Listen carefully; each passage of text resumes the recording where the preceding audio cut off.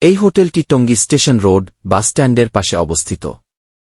নিরাপত্তা খুবই ভালো।